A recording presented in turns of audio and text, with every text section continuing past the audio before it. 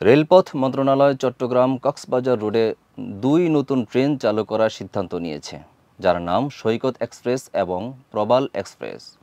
এই সিদ্ধান্তের বিষয়ে বৃহস্পতিবার ১২ জানুয়ারি উপসচিব কামরুল হাসান একটি চিঠি জারি করেছেন।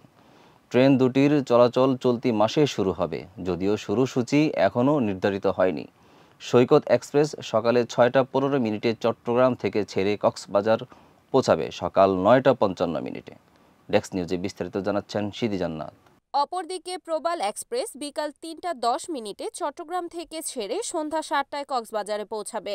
কক্সবাজার থেকে প্রবাল এক্সপ্রেস সকাল ১০টা ৩৫ ছেড়ে দুপুর ২টা ১৫ চট্টগ্রামে পৌঁছাবে। সৈকত এক্সপ্রেস রাত ৮টা ১৫ কক্সবাজার থেকে ছেড়ে রাত ১১টা ৫০ চট্টগ্রাম পৌঁছাবে।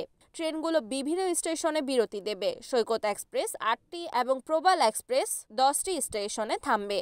এই ট্রেনগুলি প্রতি সোমবার বন্ধ থাকবে এবং প্রতি যাত্রায় ১৬টি কোচ নিয়ে মোট ২,৯৭২ যাত্রী ধারণ ক্ষমতা থাকবে।